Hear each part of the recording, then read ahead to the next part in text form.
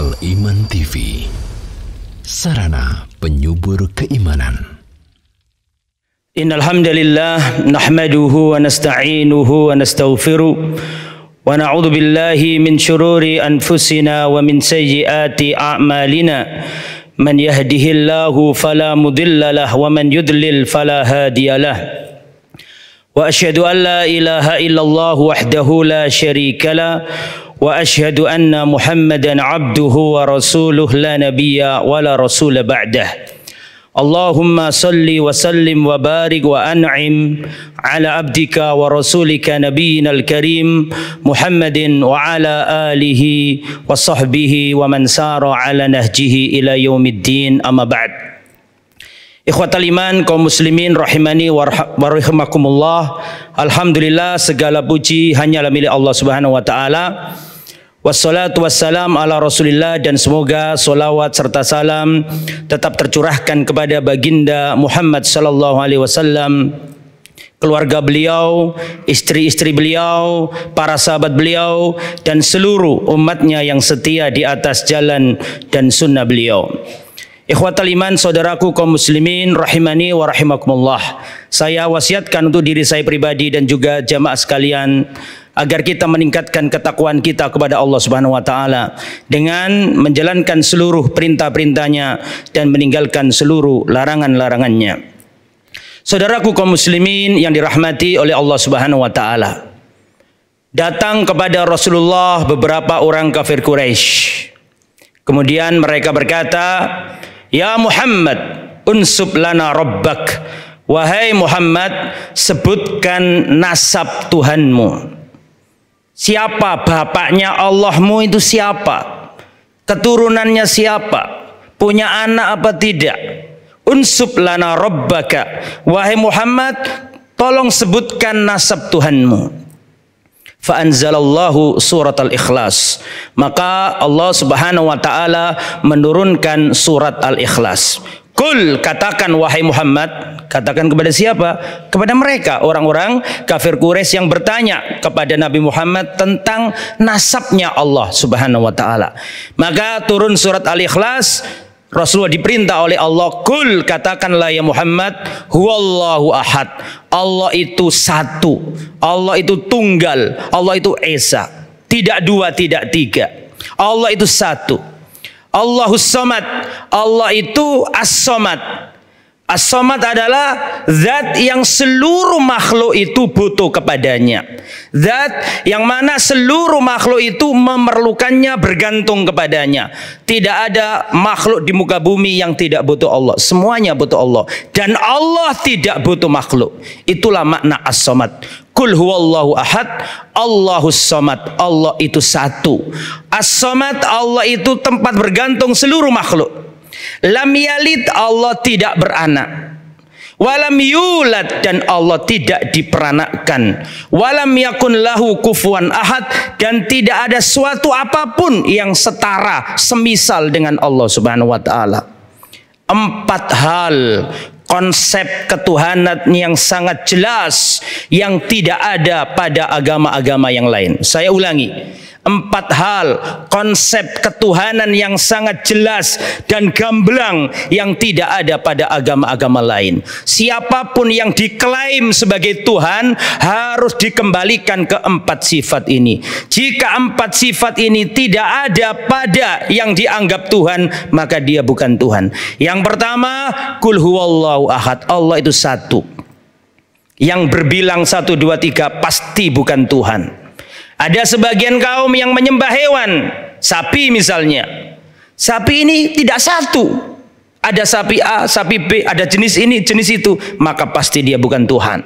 Karena syarat menjadi Tuhan menurut konsep Islam adalah satu, tunggal, tidak boleh lebih. Yang kedua, as-samad. Kepadanya bergantung seluruh makhluk. Kalau hewan itu ternyata masih butuh makan, ternyata hewan itu masih butuh kawin, hewan itu butuh minum, berarti dia bukan Tuhan. Karena dia masih butuh. Selama dia butuh, dia bukan Tuhan. Lam yalid, Allah itu tidak beranak. Setiap yang beranak bukan Tuhan. Setiap yang mempunyai anak bukan Tuhan. Itu menurut Islam. Walam yulad, dan tidak diperanakkan. Setiap yang diperanakkan bukan Tuhan. Kita punya ibu, berarti kita bukan Tuhan, karena kita diperanakkan. Hewan punya induk, berarti dia bukan Tuhan. Kenapa? Karena dia diperanakkan. Setiap yang diperanakkan bukan Tuhan. Walam yakul lahu kufuwan ahad, dan tidak ada yang setara dengan Allah. Tidak ada yang setara dengan Tuhan. Semuanya nggak ada yang bisa menandinginya. Kalau hewan tertentu kita jadikan Tuhan, ada yang misal dengan hewan ini. Kalau nabi tertentu dianggap sebagai anak Tuhan, maka ada nabi lain yang nggak punya bapak, nggak punya emak. Berarti ada padanannya, ada semisalnya. Berarti bukan nabi. Maka berarti bukan Tuhan. Maka seluruh konsep-konsep ketuhanan tidak ada yang sejelas Islam. Allah itu satu. Bergantung kepadanya seluruh makhluk. Dia tidak beranak, dia tidak diperanakkan, dan tidak ada yang setara dengan Allah Subhanahu wa taala. Aqulu qouli hadza wa astaghfirullahaladzim innahu wal ghafurur rahim. Alhamdulillah wassalatu wassalamu ala Rasulillah wa ala alihi wa sahbihi wa mawala wa la haula wa la quwata illa billah. Saudaraku kaum muslimin yang dirahmati oleh Allah. Di bulan ini akan muncul suatu atau seorang nabi yang sering disebut-sebut di bulan ini. Beliau adalah Nabi Isa alaihissalam. Kehadiran Nabi Isa alaihissalam membagi manusia menjadi 3 golongan. Maka perlu kita jelaskan bagaimana Islam memposisikan Nabi Isa alaihissalam. Para ulama menjelaskan manusia terbagi menjadi 3 golongan dalam merespon menyikapi Nabi Isa. Yang pertama adalah hum al-Yahud. Mereka adalah orang Yahudi yang pertama. Mereka ini berkeyakinan bahwa Nabi Isa adalah ibnu zina, awaladuz zina. Orang Yahudi meyakini atau mengklaim Nabi Isa adalah anak hasil zina. Mereka merendah-rendahkan Nabi Isa, mereka mencela-cela dan menghinakan Nabi Isa. La'anahumullah. Mereka menganggap Nabi Isa adalah anak zina dan bukan rasul, kerasulannya ditolak oleh mereka. Ini adalah golongan yang pertama. Golongan yang kedua adalah kaum Nasara. Mereka ini kebalikan yang pertama. Mereka ini hulu, ekstrim, dan mengangkat Nabi Isa alaihissalam di atas tempat yang sesungguhnya. Mereka mengatakan Isa ibnullah. Mereka mengatakan bahwa Nabi Isa adalah putranya Allah. Mendudukkan Nabi Isa di luar kedudukannya, atau meninggikan Nabi Isa di luar posisinya yang benar. Lah, Islam tidak seperti 2 kutub yang berseberangan.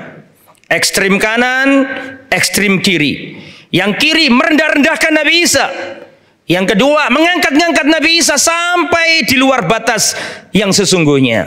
Maka Islam datang membenahi 2 golongan ini.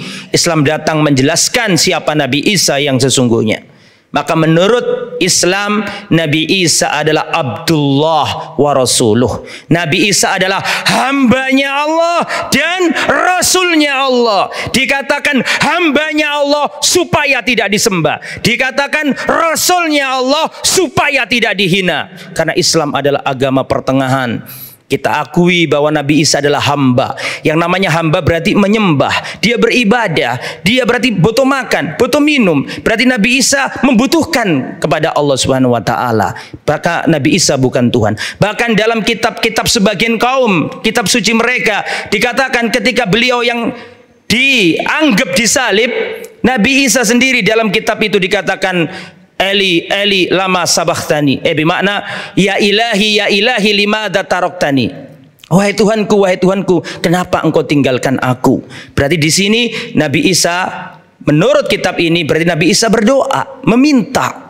Ada yang meminta, ada yang diminta. Maka ini menunjukkan bahwa Nabi Isa bukanlah Tuhan, tapi beliau adalah hamba. Maka kaum muslimin harus mengimani Nabi Isa seperti yang Allah jelaskan.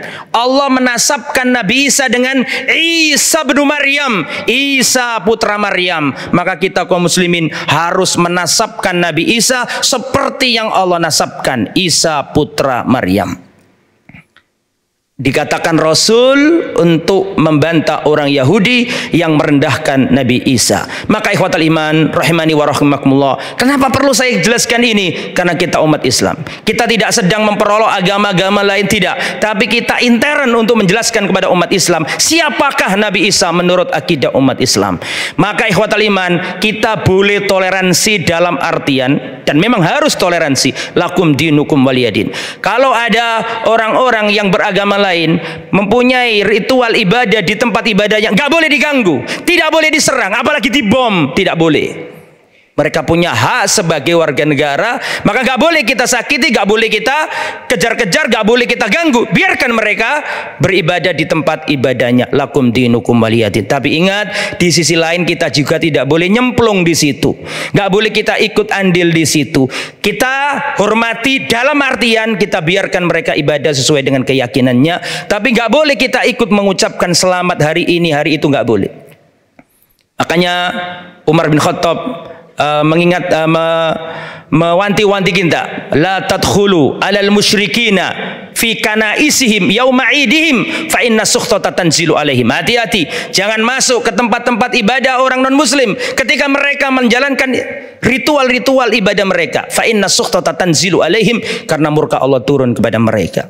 Hampir langit ini pecah dan bumi ini terbelah dan hampir gunung itu runtuh ketika mereka mengatakan anda'ulir rahmani walada, ketika mereka mengatakan bahwa Allah punya anak. Maka kita kaum muslimin mengucapkan Nabi Isa adalah hamba Allah dan Rasulnya. Semoga apa yang kita sampaikan bermanfaat. Allahumma salli wa sallim wa barik ala nabiyyina Muhammad wa ala alihi wa sahbihi ajmain. Allahumma ighfir lil muslimina wal muslimat wal mu'minina wal mu'minat al ahya'i minhum wal amwat. Rabbana ighfir lana dhunubana wa israfana fi amrina wa tsabbit aqdamana wansurna 'alal qaumil kafirin. Rabbana atina fid dunya hasanah wa fil akhirati hasanah wa qina adzabannar. Wassallallahu nabiyana Muhammad wa ala alihi wa sahbihi ajmain. Wa akhiru da'wana alhamdulillahi rabbil alamin. Aqimissalam.